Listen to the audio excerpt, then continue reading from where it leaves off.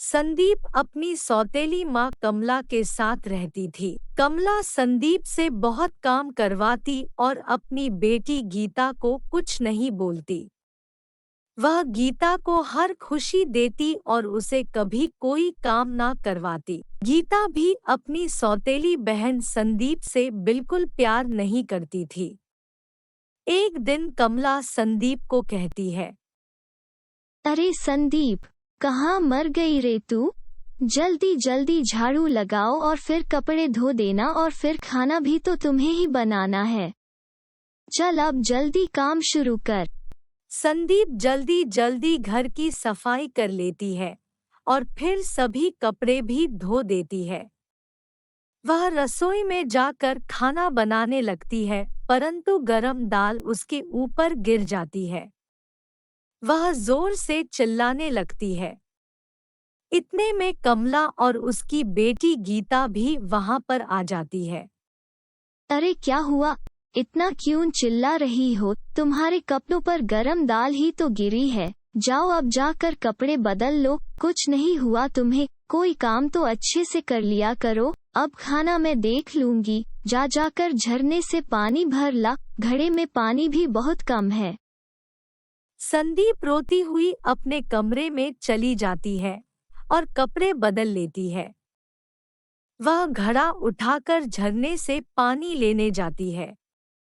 संदीप झरने के पास बैठकर बहुत जोर जोर से रोने लगती है।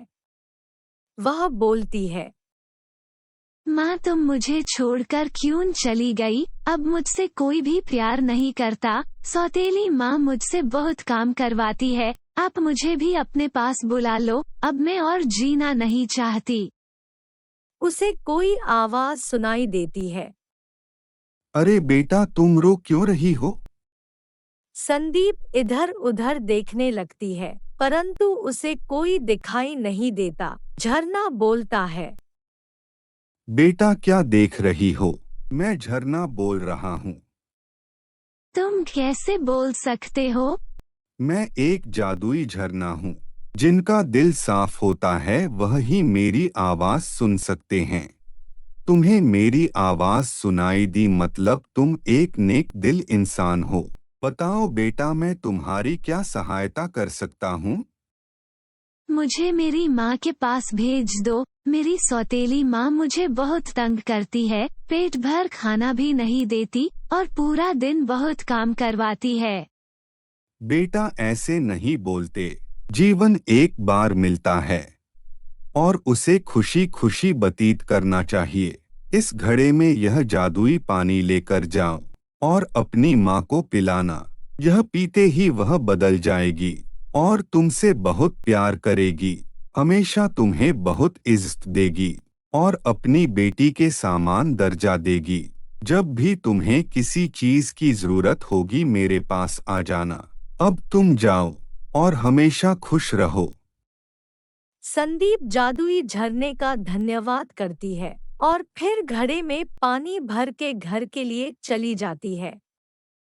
संदीप के घर पहुंचने पर कमला बहुत गुस्से में बोलती है, अरे संदीप आ गई तू? इतना समय कहाँ लग गया तुम्हें? चल अब रात का खाना बनाओ, मुझे बहुत भूख लगी है। हाँ ठीक है माँ, मैं अभी बनाती हूँ। जब रात को कमला और उसकी बेटी खाना खाते हैं तो संदीप वह घड़े का पानी गिलास में डालकर अपनी सौतेली माँ को दे देती है। कमला वह पानी पी लेती है और फिर सो जाती है।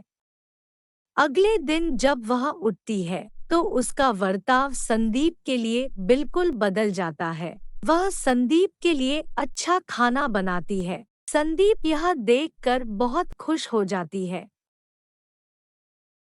संदीप जादुई झरने के पास जाकर उसका धन्यवाद करती है। हेलो दोस्तों, इस कहानी को देखने के लिए आपका धन्यवाद। Please like, share and subscribe our channel.